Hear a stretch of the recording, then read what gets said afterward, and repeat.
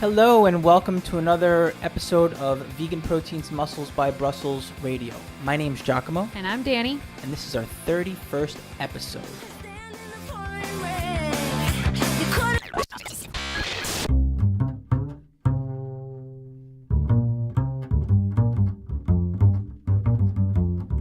So it's been a little while since we put out a new episode. It's been a long while. How long?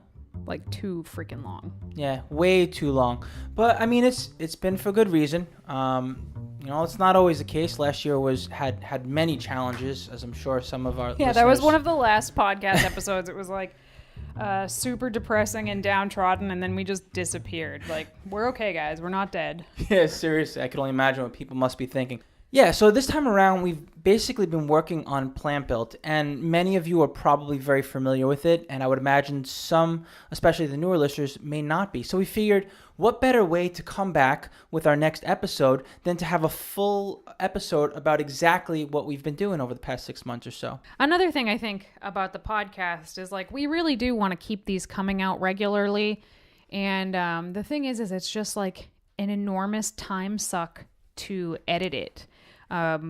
Right now, like, I wake up, I start working before I even get dressed. We go to the gym in the middle of the day, and then I come home and I keep working until I go to sleep, basically. And the podcast, just between the recording and the editing and the uploading, I mean, sometimes we're looking at like 6 hours to edit and upload this. So I think, these are just gonna... in order to keep them coming out in any sort of a reasonable fashion time-wise, we either need to hire somebody, which probably ain't going to happen anytime soon anyway, or I'm just going to have to not edit these so much. So I apologize if the quality of the podcast in terms of like audio and us stumbling and muttering and saying if that decreases, but hopefully the fact that you will be getting podcasts more frequently will at least partially make up for that, and you'll get to realize that we are actually bumbling idiots just like everybody else. I was about to say I could get a little better about speaking like coherently instead of in sentence fragments and umming and muttering all the time, right? I mean, I could work on that, I suppose. Nah. That's what I got you for, to edit me and make people think that I sound good, right? Anyway. But I think another one of the reasons why we don't have an episode every 2 weeks like we initially intended upon is we don't want to just put out info for the sake of it. I mean, whatever we put out, we want to make sure it's a topic we really want to talk about too. That we want to talk about, that people actually want to hear about. But I think part of this, like, when you work in this industry for a long time, there's a lot of stuff that we take for granted that, like, yeah, well, people already know this, so I'm not going to go talk about it. Like, they could find it literally anywhere. But, people do come to us looking for information, and if we haven't put it out there, I understand that other people don't necessarily know all of the things that we think may be obvious. So with that said, guys, if you want to hear these podcasts more frequently, like, you gotta throw ideas at us because we suck at coming up with these ideas. But, like, we could talk about literally anything. Like, if someone else were to start a conversation, we could talk about it all day long. But to just sit here and be like, oh, well, I think this week we should talk about blah, blah, blah. It's actually a lot harder than you would think. And, like, kudos to people who come up with new ideas every week for, like, podcasts and blogs and YouTube videos and all that shit, because I can't. Yeah, seriously. Anyway, let's move on from here. Yeah, definitely. Now, aside from work and Plantbuilt, before we get into that, why don't we just, catch up with everybody and let them know what we've been up to. Training-wise, how about you, Danny? Well, I think that the last time we did a podcast, I had already told people that I decided not to compete in bodybuilding this year. And it's because last year just sucked so much on so many fronts. It was just not the productive off-season that I was hoping for it to be. And I'm not naive enough to believe that even though I took a year off from competing, that necessarily means that I made the appropriate type of gains that I was hoping to in order to come back and be a better competitor. And I don't want to diet down for 20 weeks and look like the exact same competitor I was last year. I want to be in this sport for a long time, and I want to keep getting better and better and better. And to diet and put my body through all that stress just to be almost identical to the way I was the year before, that seems stupid and like a waste of valuable building time. And also, I don't think that it speaks very well for veganism to not present your absolute best package on stage. Like, if you're going to go out there and be like, hell yeah, I'm vegan. Like, if you're going to compete in bodybuilding, you better be proud of that package you're bringing. Otherwise, it doesn't do much justice for veganism, because there's a lot of people just looking to poke holes in you, to be like, oh yeah, well, if that's what vegans look like on stage, count me out. So I take that very, very seriously personally, and I just always want to beat my former self, and I wasn't going to be able to. So since I made that decision, I actually began working with Alberto Nunez of 3DMJ, which was like a huge dream come true type of thing, because I love 3DMJ. They put out some of the best content in natural bodybuilding and powerlifting that there is, right? Period. I would say so. And you don't get to, if you sign up with 3DMJ, you don't get to pick your coach. Like, they just Giacomo's mad. Yeah, I'm giving you a stink eye. They like assign you a coach, and I was very, very lucky to be assigned Berto, and he has sort of like breathed some fresh life into not only my training, but also in my confidence in some of the bigger name trainers that exist out there. I've found from working with several pretty big names in the industry that there's a lot of coaches who are willing to take your money, but they don't really give a shit in a lot of ways. And I was just starting to think like the whole friggin' industry was like that. And it is like night and day. I feel so lucky to be having a coaching experience with somebody else that provides the same level of service that I feel like I give to my athletes as a coach. Right, and he's been at it for a very long time, you know? I mean, he was on the bodybuilding.com forums when all this information was like breaking over a decade ago, and he's been coaching and he has a following. But at any rate, he's not vegan. Nobody on the 3DMJ team is vegan, but he's been very supportive of me being vegan, and also like just as general natural bodybuilding, powerlifting content. They have a podcast. It's friggin' amazing. They have a YouTube channel. It's awesome. Like, I can't say enough good things about these guys. And yeah, if you haven't checked them out, check them out if this is the type of stuff that you're into. Yeah, for sure. It's been very eye-opening and interesting watching our paths, because we compete. The last time we both stepped on stage, it was like literally the same exact competition season about 2 years ago. And our approach is exiting and correct me, this is just my thoughts about how it went down, but the two of us had somewhat different approaches, and I sort of followed exit strategies. Yeah, that's what I meant. Thank you. So the exit strategy that I took was like, I'm going into an extended off season. I took your advice. You know, I wanted to bring a different package. So I immediately said to myself that I'm not stepping on stage next year. I'm not stepping on stage in 2 years. I'm going to take a minimum of 3 years of just straight building, you know, while keeping a good amount of my conditioning too. So I'm in good striking distance. As far as your approach was concerned, I think it was a little more open-ended with your exit strategy.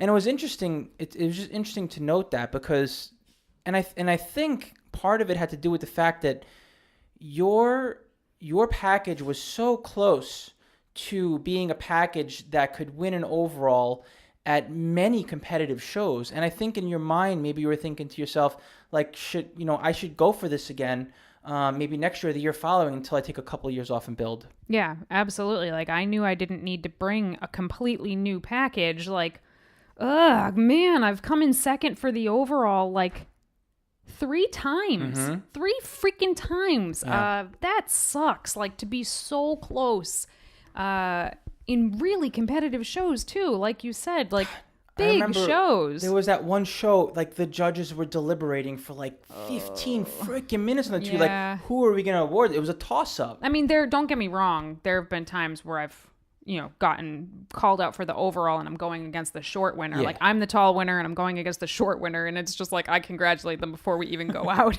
Like, all right, but you got this one, kid, because I know that they just swept the floor with me. But that show was particularly tough because it was so close. Like, it could have gone either way. I think her and I were really neck and neck. But anyway, the point was I don't need to bring a completely different package. I just needed to tweak a few things, grow a few things a little bit, like work on the depth of my back because the width of it is fine. Shoulders a little bit, and just hone in on the conditioning side of things because conditioning is my weakness for sure. But the symmetry, the shape, that's all there. So I thought I could do it in a year, and maybe I could have, but it didn't happen. I wasn't physically or mentally in the right state to start prepping, and as hard as it was to make that call, I think it was like the most mature thing that I could have done. I gotta say, I always have admired your decision-making process and the fact that you are constantly experimenting and ready at any given point in time to reverse gears and change and do what's needed to do to continue progressing as an athlete.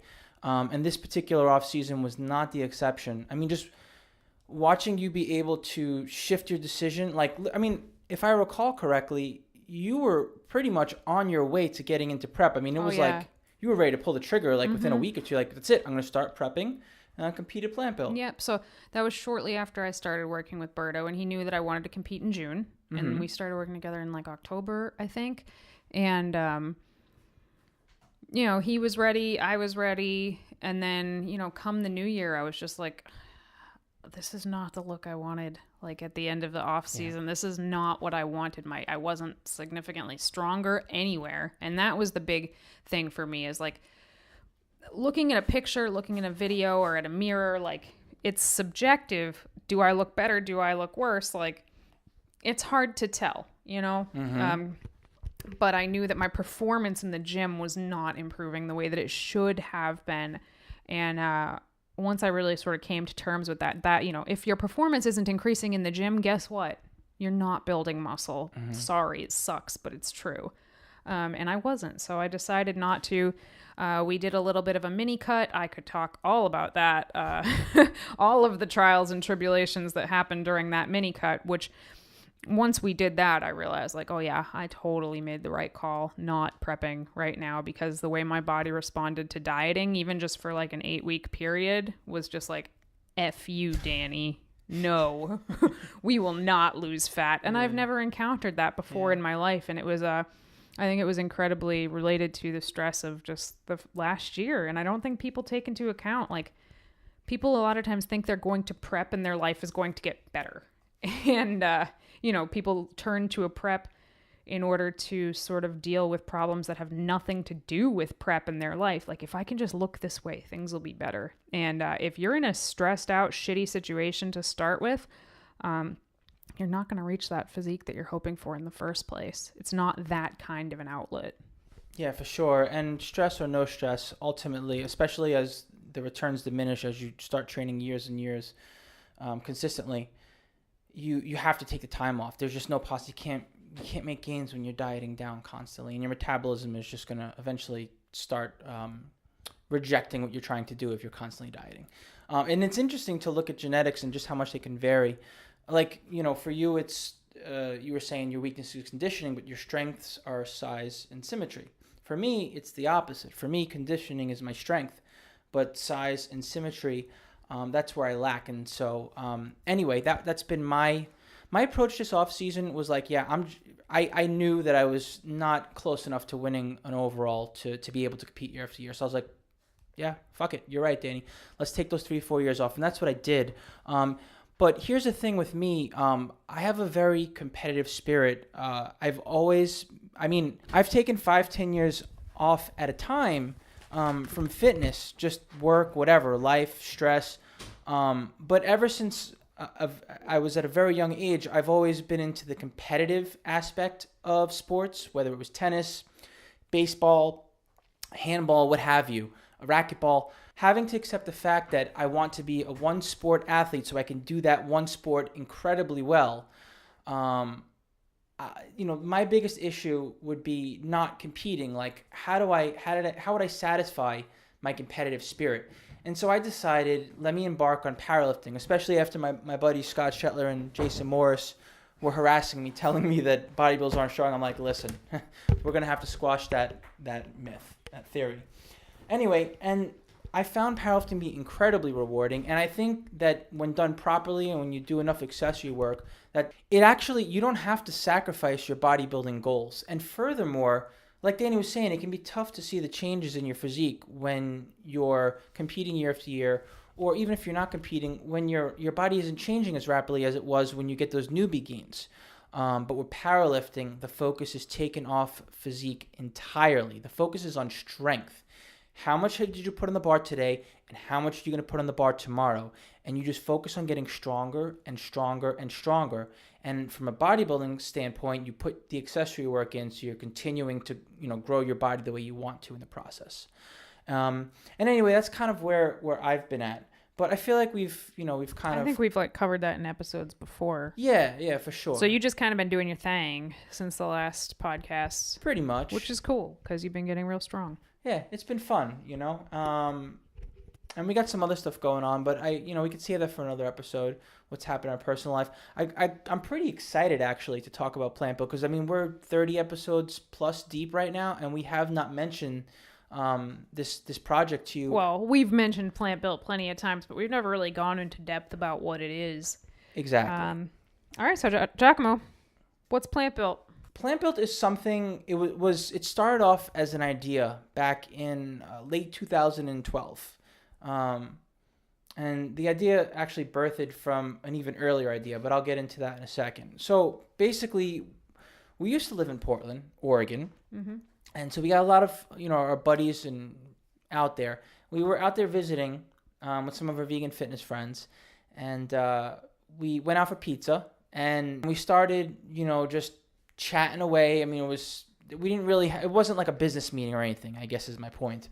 And we started talking about how cool it would be if we can, I think someone, maybe it was Ed or somebody was talking about like having a vegan directory online with coaches and trainers. And then we started to take these ideas and be like... That was Jason. It was Jason. That was Jason. Gotcha. Jason Morris, yeah. Okay. So Jason was talking about a directory, and then we started saying, well, wait a minute, remember when Robert Sheik was getting together a couple athletes at a time, to compete on stage? And we're like, yeah, that was awesome. I was like, what if we sort of tried to continue that, carry the torch, if you will, especially now we're so much more connected, because back in the day, social media wasn't really a thing. And now there's so many more vegans out there putting themselves out there competing. So long story short, we hit up all of our friends and we're like, hey, bodybuilders. It was bodybuilder specific at the time, our first year in. And we said, why don't we compete together, at the same place at the same time? So we looked around and we found the Naturally Fit, I don't think it was called the Games at the time, but the Naturally Fit Super Show, right? No, it was called the Games. It was. And now it's the Super Show. Gotcha. Okay. So the Naturally Fit Games in 2013, there was 14 of us. And we went out there and we did our thing and we competed. And surprisingly enough, every single one of us placed. Every single person took home a trophy. Yeah, it was amazing. And we knew it was a pretty special idea and we were really excited about it, but we had no idea just how much it was going to blow up.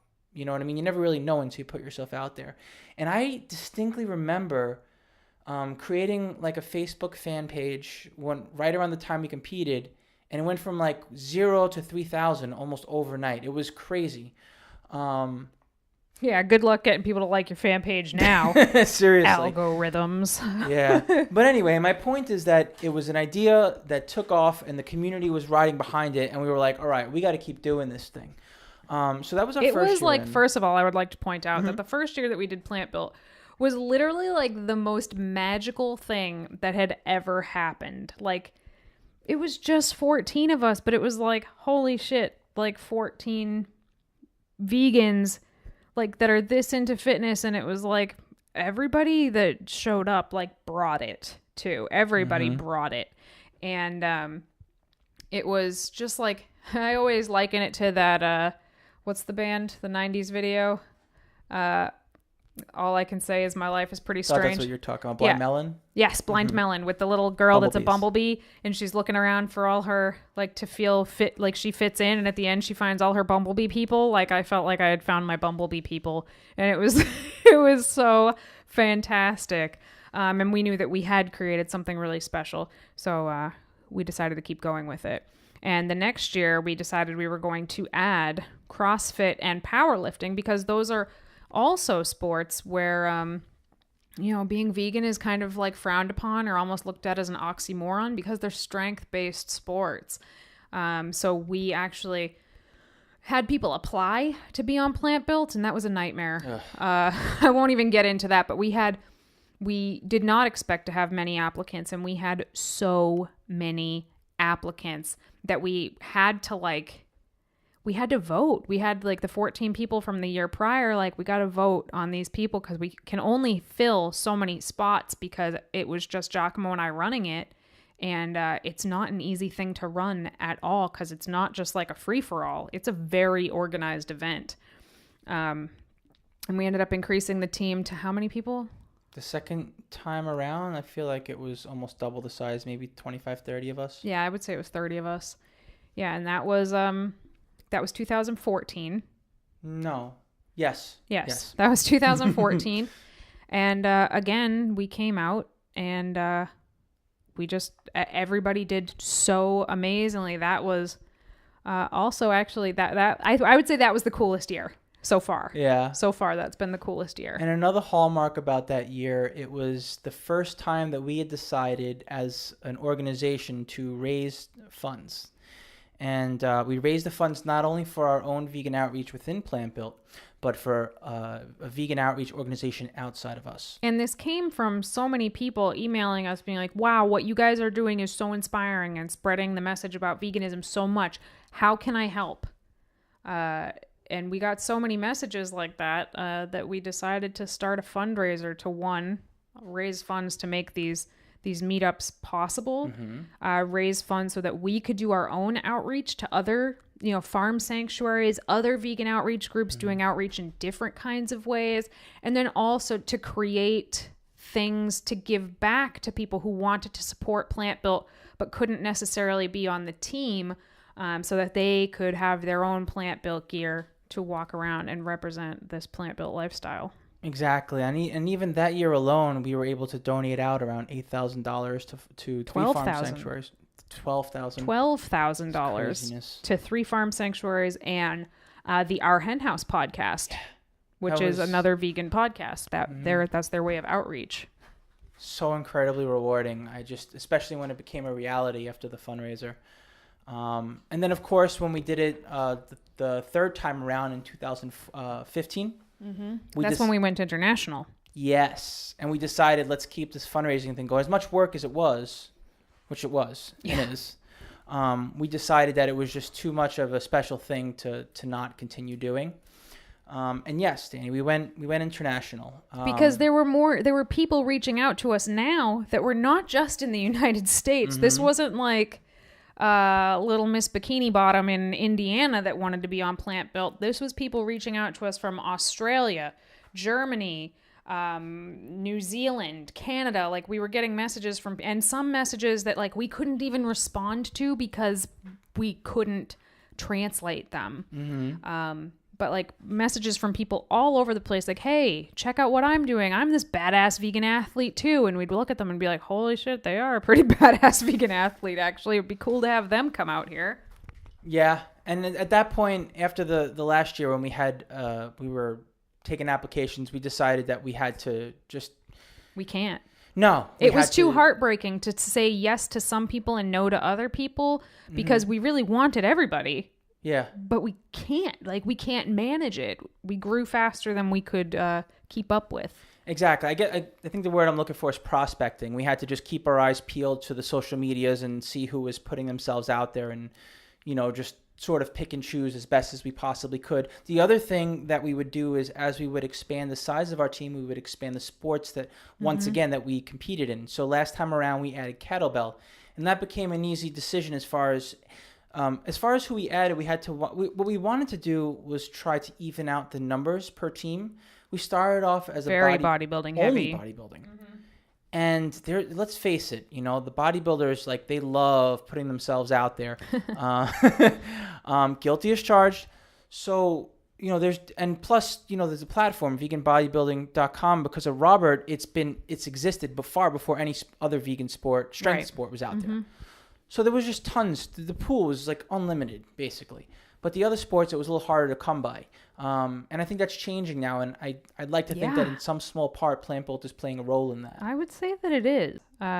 So 2015, we brought athletes from Australia, New Zealand, Germany, and part of the fundraiser helped to cover their costs to get out here because they had way more expenses to get over here than the people who lived in driving or even just flying distance within the States.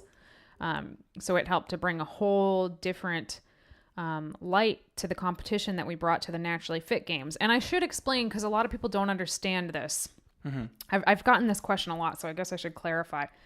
This is not a vegan competition. We don't go out and, like, a lot of people think this is a vegan bodybuilding show, and it's not. The whole point is that we take our team and we go compete in these events with all these other people, most of whom are not vegan. The first year, we only made up 10% of the competition. And to date, I think we make up even less than that now. Right, because the show's grown so much. There's around 1,000 competitors, roughly. Yeah, and there's like 50 of us. So, so we make up a very small amount, but that's the point, is that like when we first come in the venue, and it's a huge venue, we come in the venue, we have our Vegan Muscle Team hoodies on, and when we walk in, everybody starts to like snicker at us because we're this big group of people with vegan hoodies on. Like, I'd probably snicker at us too if I saw us. In the morning, we walk in, they're laughing at us and like whispering about us and blah, blah, blah. And then at the end of the day, as we collect all of our trophies and medals and awards to, you know, haul out for the evening, by then we've turned a lot of heads and we have a lot of people saying, oh, well, tell me more. Tell me more about this vegan thing you're doing, because obviously you guys aren't hurting at all. And that's the point of what we do. This is not to see who is the best vegan athlete. Like, maybe someday there will be enough of us that kind of a competition will exist. But we go to a massive show full of other people and compete in various sports against non-vegans. And, you know, most of the people who come out to these shows, they're decent athletes. So it's definitely a fair playing field. And these are all natural events. This is critical. Guys, Plantbuilt is not on drugs, okay? Who said that? It happens all the time online. Someone will share pictures of Plantbuilt and someone will be like, are steroids vegan? And it's like, oh, Jesus. Like, don't get me wrong. I'm sure there are vegans that are on steroids. Without question, I'm sure there are some vegans that are taking drugs and performance-enhancing drugs. But we compete in tested federations only. It is called the Naturally Fit Super Show. We are polygraphed and we are urinalysis if we win. So, yes, Plantbuilt, we're natural athletes. Thanks for clarifying. Not a problem. And I think the cool part about that last time we got together in 2015 was not only were we well received within the audience, like the spectators and whatnot, but the organization itself. Every single year, they've continued to work closer and closer with us, and we've gained the respect of the organizers of the show, and they're so freaking supportive of what we're doing. And I think a lot of that has to do with the fact that we have a lot of integrity with what we do. I mean, we're not looking to go out there and to act like a bunch of jerks and to, you know, like do some like name calling and just be like loudmouth. And all we do is we go out, we wear our signage, and quietly we just lead by example and try to perform as best as we possibly can. And I think it really matters as far as the way that you hold yourself in the competitive arena. Oh, absolutely. You know, 100%. You have to show up and compete and perform with dignity and class and humility. Yes. And, you know, we're very, very careful about the way that we conduct ourselves because we never want to come off as like the vegan douchebag crew. Right. On and off the platform or stage or wherever your competition lies. But this was like the last time around. This was going on year after year, 3 years in a row that we did this. And we, our team was just blowing up. I mean, that time around, we were almost 40 of us. Yeah. And it's like how much bigger the goal was to continue to get bigger and to continue to add more sports, more athletes from more places. But it's like, how can you keep doing that? Yeah. And I mean, again, it's just Giacomo and myself running it. And we do have some volunteers on the team who are like absolute godsends to us. But it's just the two of us. It's a nonprofit that's in our name. So we have to be very, very careful with the way these things are done, because God forbid anything go wrong. This will come back to bite us in the ass. And, there's a lot of responsibility that comes with running a nonprofit of this size, that's like creating apparel and sending it out to people and donating money from our nonprofit to other nonprofits. Like, guys, this is a lot of paperwork. That's all I'm saying. And, we cannot grow faster than Giacomo and I can keep up with. And there's no money in this. So we have to do this and also maintain our income outside of Plantbuilt, because we take in a lot of money in through the fundraiser, but I mean that's gone almost as quickly as it comes in, between creating the perks for people, making the event itself happen in Texas, and then donating anything else we get back out. So there's no paycheck. So we definitely we have to make sure that we can keep doing it and growing at a rate that we can keep up with, while we still, do our jobs as well. So. Exactly. And so we had decided back in 2015 that going forward, we would continue onward with this mission, but instead of doing it annually, we would start doing it biannually. So we have not gotten together since 2015, but fast forward to today, and we're like, what now, 5 weeks out from 5 competing? weeks out. It's crazy. I can't even believe it. And, if you do something a couple of years in a row, and it's like you take for granted the experience, and it's like, oh my gosh, it's sort of exciting to see this happening again. Yes. This year, of course, we in continuing with the spirit, we're adding more international athletes to the team. And another team. Olympic weightlifting. Thank you. No problem. It's like just one big mess sometimes. But we're going to have a really cool Olympic weightlifting team, actually. I'm pretty excited. I know absolutely nothing about Olympic weightlifting. Yeah. Like, hey, I can front squat. Like, that's what I got. So it's really cool to watch. This is literally people just throwing around massive amounts of weight. It's pretty impressive to look at.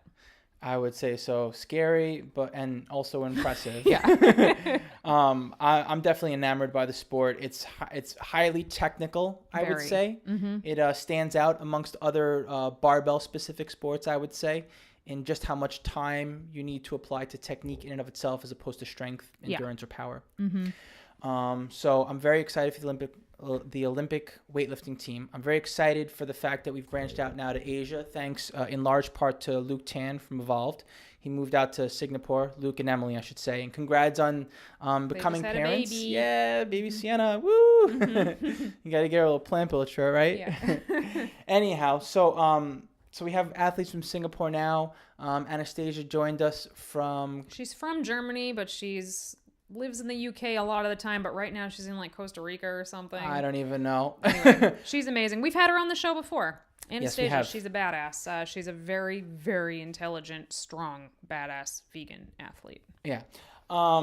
So anyway, and also in keeping with the spirit, we've decided to once again fundraise. Mm-hmm. And our fundraiser launched about a week ago, right? Mm-hmm. And it's pretty exciting. It's so far so good. It looks like it's being well received. Yeah, it looks like it. Mm-hmm. And I guess we want to, tell you a little bit about that. And should you feel compelled to check it out, we can, include a link in the description of this podcast for you to find it. Because it's only going to, we're only doing this till what, May 15th, I think? Yeah, May 15th would be the last day of the fundraiser. So I guess let's tell you a little bit about this year's team and kind of how, where the funds go. So as of now, we are competing in bodybuilding, CrossFit, Olympic weightlifting, powerlifting, and kettlebell sport. We're about evened out with the number of athletes on every single team, which is pretty awesome. So all in all, there's about 45 of us right now. And, I know Danny mentioned that in addition to the money we donate out, in addition to the perks, like the apparel that we make available to the public so we can all promote the message together, there are funds that need to be applied to the event itself to make it successful. And I sort of wanted to explain a little bit about how that works. So, with a group this large, it's a really special gathering and get together. And what we do is we try to get professional media to document it. Because that is how we spread more messages. Like the videos of the whole team together are very impactful for a lot of people to watch. So we try to have professional videographers, professional photographers out there to document us trying to kick some ass in a way to show other people what is possible as a vegan athlete. Exactly. And we also do help subsidize some of the costs for international athletes to fly out here. Because let's face it, an international flight is pretty pricey. But the way that we see it is that, there's only so much connecting that can be done on social media. And call us old school, but I feel like there's no substitute for face-to-face connection. And to have so many different athletes from all over the world, from various sports, connect in person, I think something special happens out of that. And when we go back to our respective countries and we're still together online, eventually more and more awesome things get created as a result. So it may seem a little exorbitant when we say, hey, well, we need these international athletes, because it's like, well, a vegan athlete is a vegan athlete. Why don't just get the ones from the States? But it's like, no, we feel very strongly about connecting the community on a global level, but to do it locally and in person and to perform together. I don't think there's any substitute for it or anything else out there like it right now. And so it's such an important mission. So if you feel compelled to check that out, do take a look at our fundraiser, and it'll give you a better idea of exactly what we're doing and what we're all about. And I mean, there are other expenses at the meetup itself. I mean, a group of 45 people, plus, a lot of people have a companion that they brought with them on this trip. It's a large group of people that we need to move from point A to point B to point C, all on a certain schedule. Lots of meetings happen at that time. We have to have vans that will drive us all around, buses even, and those definitely come with expenses as well. I will say that the athletes cover the vast majority of their own costs. Like, a lot of people sometimes think this fundraiser covers, the athletes' flights or the athletes' hotel or the athletes' registration fees. And the athletes, with the exception of the international athletes' flights only, which we pay for a portion of, everybody else covers all their own stuff, all their own registration, their own lodging, their own everything, basically. So, every single athlete on the team is paying out of pocket quite a large amount of money to be there. The fundraising money that goes towards the event itself is for things like the Plantbuilt booth that we set up at the Naturally Fit show. So we have to pay to have a booth there, but that booth becomes a hub for people who happen to see us at the show, want to know more about what the heck it is we do. So they come up and they say, what is with all these vegan shirts I'm seeing everywhere? And there's people behind the booth to sort of, inform people about what it is we're doing, where they can learn more. What are some of the other things at the event itself? Yeah. Well, we have gatherings as a group. At the gyms that we have to train at.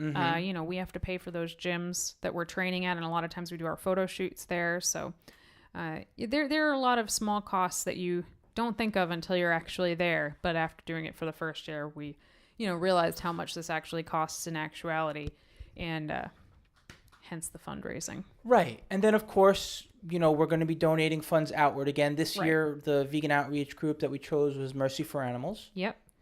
And we chose animal sanctuaries. 2 animal sanctuaries. Poplar Springs, which is in Maryland, and the other one is Earth Sanctuary in Illinois. And these, we always try to find sanctuaries that, one, are in line with our vegan ethics, because there are a lot of animal sanctuaries out there that are not necessarily like vegan focused. A lot of times it's like rescued domestic animals, for example. Those are technically animal sanctuaries, but they, aren't usually in line with our vegan ethics.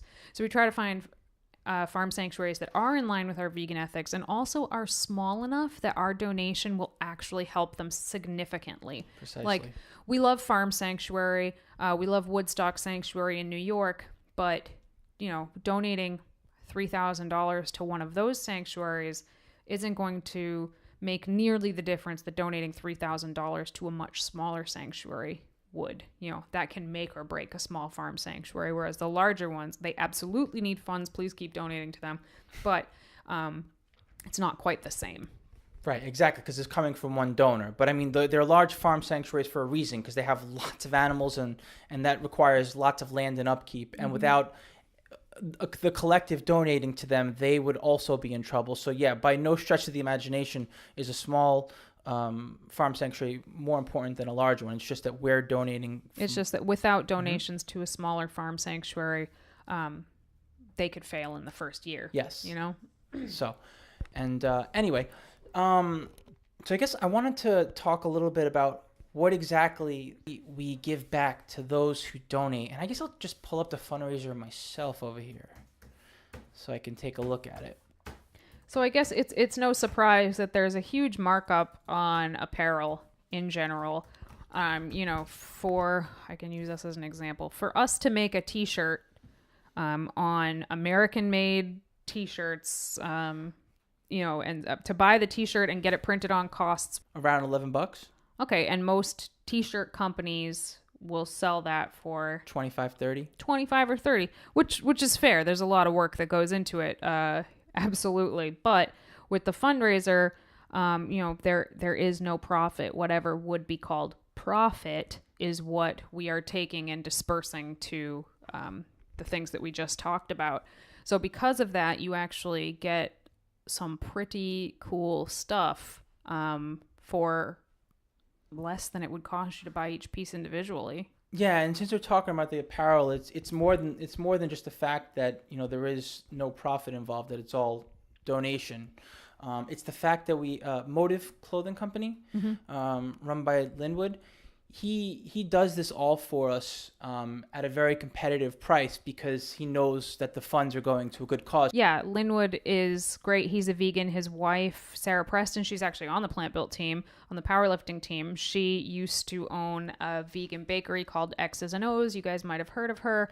And Linwood runs Motive Clothing Company, so he prints on clothing. And he gives us an enormous discount because he's vegan, because he's in the movement.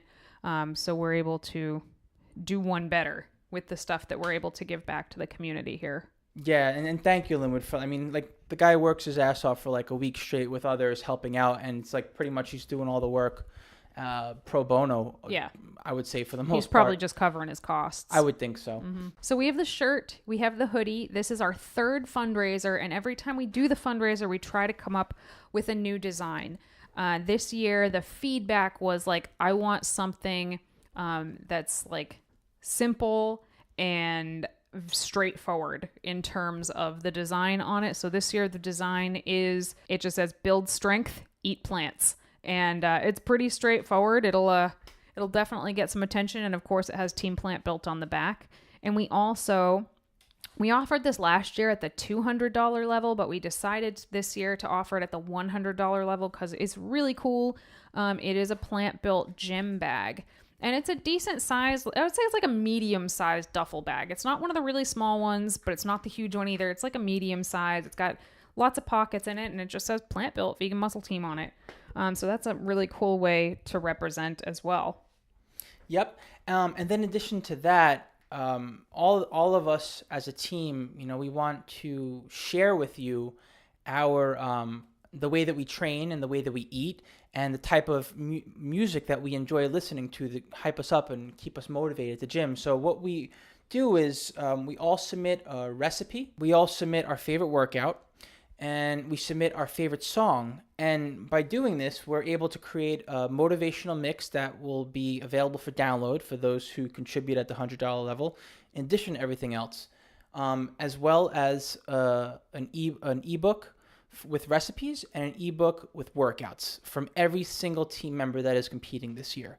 And then we have a For the Animal sticker, which was the print on the back of the shirts from 2015. It's so cool. Simone Collins designed it. It says For the Animals, and it's like written in gym equipment. It's just like a really, really cool logo. Yeah, I was pretty excited that the team came up with it last time around. I didn't have the heart to like not include it somewhere. Like, can we just like do this again? Because like love this design. Yeah, but we figure everybody has a Plant-Built sticker at this point, so we wanted to give a new sticker this year. I would say so. And then finally, Jeff Palmer from Clean Machine came through big time this year. He's actually Plant-Built's number one sponsor. Yes. Well, his brand is Clean Machine. Clean Machine is just, I have seen Jeff over the past couple of years just dedicate his entire life to engaging with the community and fostering more community within the vegan world, and bringing so many more people in with his brand and with his heart, really putting himself out there, just speaking engagements, educating, pioneering and researching and finding the best possible supplements, the cutting edge ones, and putting them out on the market. And I'm just like beside myself with everything that Jeff has done. And we've been so blessed to be able to work with him closely with our store, with Vegan Proteins. And now with Plant-Built. And the cool thing about Jeff is, I mean, even though he wasn't the title sponsor in previous years, he still contributed and donated a lot to other fundraisers. You know, like he was offering things with every single donation to our fundraiser in like 2015. since year one, right? Since year one. Yeah, just about. Not to mention, Jeff is, I'm not going to get his actual age right, but I know he's competed in Masters before, so he's definitely over 40. And he's been vegan for like over 30 years. He's been vegan for like since before it was like called vegan by most people. When he went vegan, he didn't even have a word for it at the time. Yeah, he's just very impressive.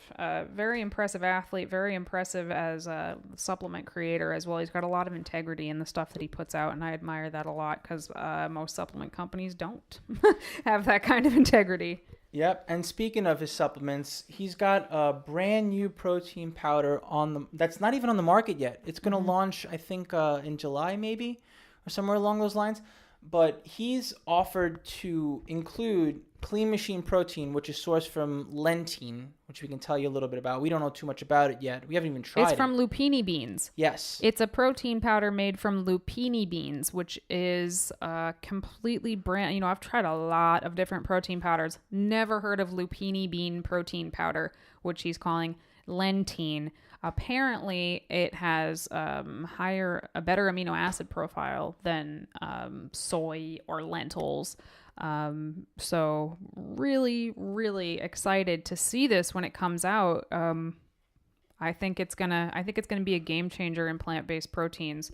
So we'll see how that goes. But you guys are gonna be some of the first people to try it if you donate to this fundraiser. So I think it's just gonna be in vanilla, right?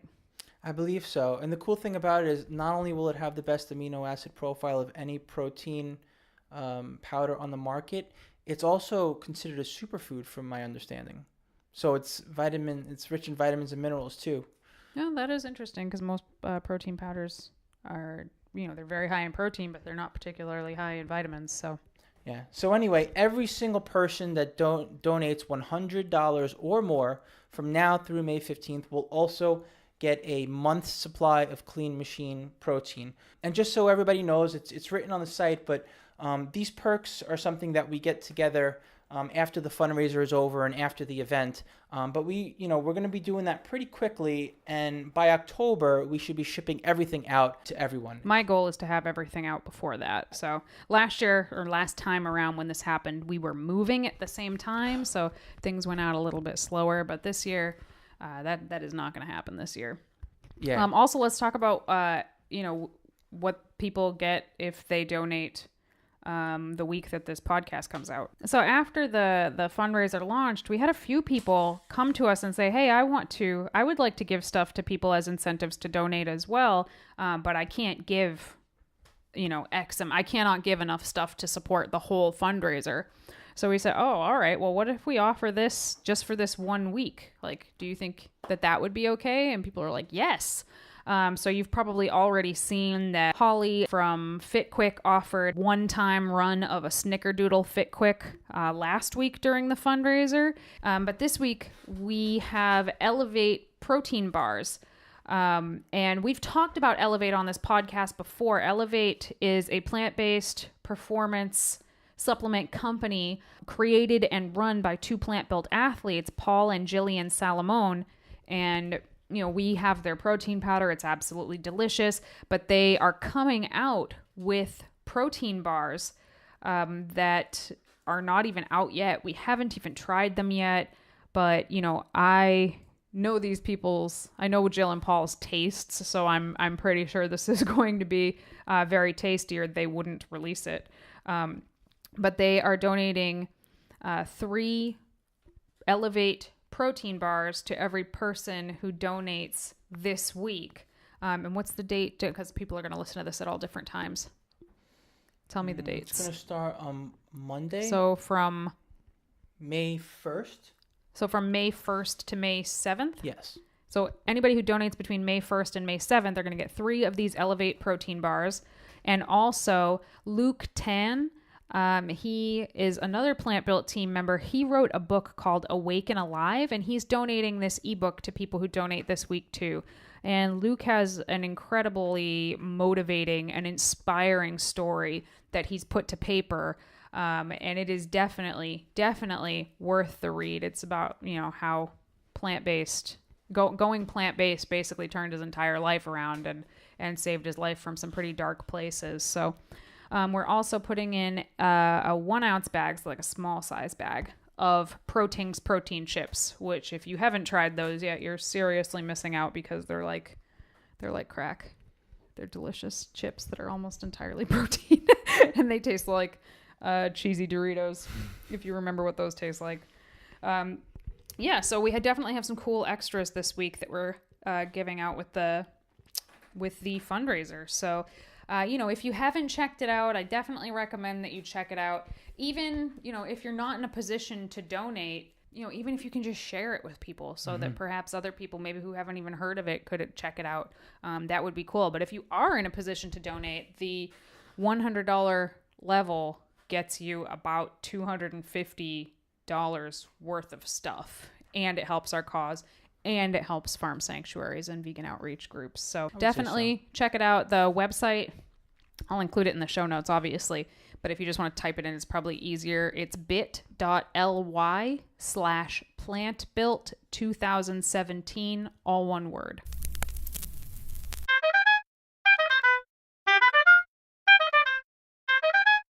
We figured that during our Q&A segment of this episode that we would, hop on live over here and see if you had any questions for us, and we'll answer them on the podcast. And I'll obviously get your answer right now before the podcast even comes out. If there's, any questions for us at all about bodybuilding, fitness, nutrition, whatever it is, feel free to comment right now, and we'll pick your questions out and we will answer them.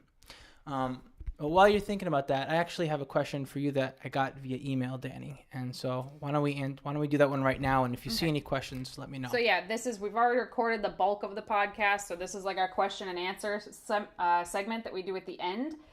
So we have 1 question right now. We usually do 3. So if we get 2 other good questions right now, we'll answer them here and they'll be on the podcast. So, all right. Do you want to answer this one, or do you want me to answer? It was directed towards you, so I'll ask this question to you, and you keep an eye out, see if anyone has questions for us. On the spot. On right, IG. go ahead. Cool. I'm going to try to shorten this one up a little bit. Greetings, Danny. My name is Katara, and I purchased your ebook and have been working to hit my macros for body recomp.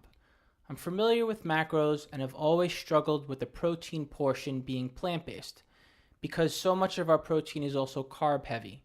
I've worked with trainers in the past who are not plant-based, and they struggle to help me out. Having on plans that caused me to lose weight, but I also lost muscle mass. And then she goes on basically to say that, she wants to try to figure out how to keep her protein up while she's dieting without the use of faux meat or protein shakes. Or I guess she's asking if it's necessary. So, Katara, you do not eat a lot of faux meat, but you started to reach your protein goals. It's left you gassy with heartburn and uncomfortable.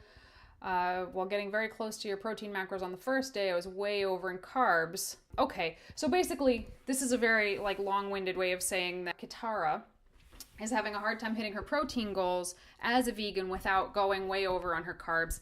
And this is what I find to be really common for people when they first start tracking their macros as a vegan. I should talk into the microphone because that's how the podcast works. I would say so.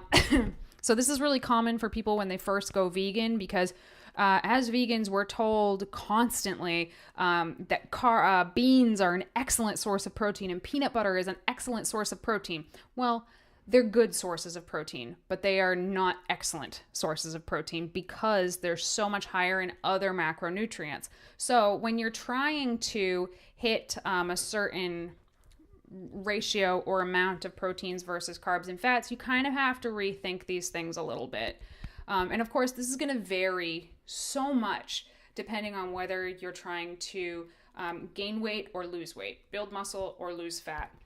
Somebody trying to build muscle is going to have a way easier time reaching their protein goals because they're going to have so many more grams of carbohydrates and fats to play with that they don't have to think about this too hard. On the opposite end, Kitara seems like she's trying to lose weight, which makes it a little bit tougher because your carbs and fats are a bit lower. She says she doesn't eat faux meat, but she started to hit her protein goals. So the first thing that I would ask, and I don't think that it is listed here, is how much protein she's trying to eat. It's hard to say, but I would say that if before you started going down this path, if you were only eating 40 grams of protein a day and now you're trying to eat 150 grams, it makes sense that you're going to feel gassy and uncomfortable and bloated and all that fun stuff because that's a huge jump. Even if a higher number is the end goal, I would definitely start somewhere lower. If you're eating 40 grams on average per day, try starting with 80. And you'll definitely have less discomfort that way. But eventually, you're definitely going to want to, keep moving in the direction towards your goals, but do it slowly. If you try to do it overnight, it's going to be... Protein is the most expensive macronutrient for the body to digest, so your body does a lot of work to digest it. So if you go ahead and triple that number overnight, you're going to have a bad case of the vegan farts, for sure. But in order to reach those goals without going over your carbohydrates or fat, let's say you've inched it up and you're finally reaching the top end of where you want to go, foods that are outstanding for reaching your higher protein goals. Seitan is my number one food that I recommend for people. If you are not celiac and you have protein goals and you want to hit them, try eating seitan. I've found a lot of people who think seitan bothers their stomach. Once they make it at home, it doesn't. And I don't know if that has to do with all the sodium that's added to the kinds that we get in the store or what, but it's very easy, very inexpensive to make at home.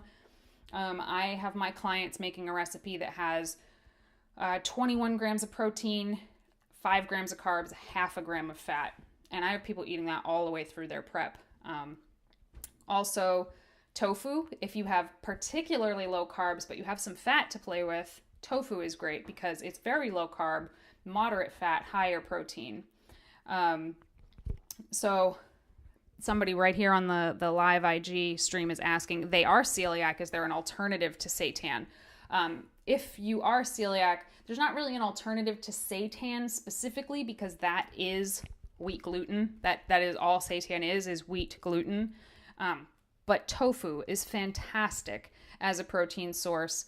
Outside of that, mock meats have come a long way in the past 10 years. Like it used to be Boca burgers only. Do you remember? Yeah. Boca Hockey burgers. pucks. Yeah, that was it. Listen, I still respect the Boca burger. But No shame in that hockey puck. I like them. But if you're looking for other things, Eve's Canadian bacon, fantastic. Beyond Meat is absolutely fantastic and very high in protein, low fat, low-ish carbohydrates. I eat that all the way through prep as well. And then there's always protein powders. So there used to just be soy protein powder. And now there's so many vegan protein powders. It's crazy. We just happen to have one here. And this is the Elevate protein powder in vanilla. This one is made out of pea protein, hemp protein, and sachi-inchi protein. And that's really, really a super easy way to just add 20 to 25 grams of protein to a meal without even thinking about it. So there's a lot of ways to do it. And then I also like to think about adding what I call protein extras. So foods that are not necessarily protein foods, like a tofu, like seitan, but they're like other types of food that just happen to be high in protein. This is where we're looking at your beans, your quinoa, your peanut butter, your nutritional yeast. These are extra ways to get protein in without necessarily just eating a protein food. So hopefully that helps. Yeah, you'd be surprised just how much protein you can get in just by sprinkling nooch on all your vegetables. And speaking of which, I know it sounds crazy, but don't neglect your dark green leafy vegetables as far as being a protein. I mean, if you have 5 to 10 cups worth of dark green veggies, I mean, you're going to up your protein by like 20, 25 grams, maybe even more. So, before you toss and turn, like you can have up to 75 grams of protein just from the protein in the foods that you're eating every day that are not even protein dense. And then you can sprinkle in the protein dense stuff as needed, depending on how many calories you're working with. I saw some familiar faces come in. So before we get to Laura Dale's question, let's see, I saw Julianne, Sarah, and Dame. Any one of the above. If you have any questions to ask us, let us know. But why don't you ask Laura Dale's question to me, and I have an answer for this. All right. So we have a question from Laura. And she says, sometimes I plan my macros poorly and end up with like 20 grams of fat left for dinner. Is it okay to hit that fat goal with earth balance or oil all in one meal? Yeah, and actually... Giacomo can take this one. And I want to take this one because this time around, in my off season, I've kept my fat a little on the higher side when comparing fats and carbs. And at first it was I was having this issue, but I've grown to really enjoy it. And actually, it's not a bad thing to be left with a lot of fat at the end of the day, because fat slows down digestion. So if you have a nice portion of it, like the 20 grams worth that you're saying that you accidentally wind up with for dinner. I mean, I know that might be maybe have your fat for the day or whatever it is, and so that's why you're saying you're planning your macros poorly. But there's absolutely nothing wrong with getting a nice dose of fat in at the end of the day, because you're probably going to wake up feeling a little more full than you would had you not had a lot of fat for dinner. And actually with my clients, I intentionally program a little more fat in their dinner and or dessert for that very reason, because I don't want them to wake up hungry. You wake up hungry, you're setting yourself up for a hard day. So that's why I like fat at the end of the day. As far as what your choice is, yeah, I mean, Earth Balance is a super simple way to up the fat in any given meal. And if you have a lot to get in, yeah, there's nothing wrong with Earth Balance. But I guess it depends on you. I mean, if you're feeling hungry, I would probably advise against having like a hydrogenated oil, because it's not really going to fill up your stomach. But if that's all the macros she has... Yeah, put it on your bread, put it on your vegetables, put it on anything. I'll give you my suggestion, Laura. Peanut butter. I know it has a little bit of carbs, and I know that it has a amount of protein, but I would rather somebody go over a little bit on their protein and still hit their fat, because protein, again, it's really expensive for the body to digest. It's unlikely that going over on your protein is actually going to cause you to gain unwanted weight the same way going over on your fats or your carbohydrates would. So if you're sitting there choosing between eating a little bowl of Earth Balance or a little bowl of peanut butter, I vote peanut butter all the way. Also, if you're like really wanting to stay close to your macros and not go over on anything at all, I will suggest you can make like a chocolate out of coconut oil. If you melt it down a little bit, mix it with stevia and cocoa powder, and then put it in the fridge, it is chocolate. It's like a sugar-free chocolate that's really high in fat and has like 2 or 3 grams of carbs. So that would be another suggestion as well. That kind of sounds like Rosemary's specialty. Yeah, and I see her like that she just joined us. Hey, Rosemary. She makes like a magic hard shell out of those things. All right, everybody. Thank you so much for tuning in to another of what will hopefully become a more frequent and regular episode of Muscles by Brussels Radio. Feel free to reach out to us in the meantime on Facebook, Instagram, or Twitter at VeganProteins and at Muscles by Brussels. In the meantime, my name is Danny. And I'm Giacomo. And we will talk to you soon. Stand in the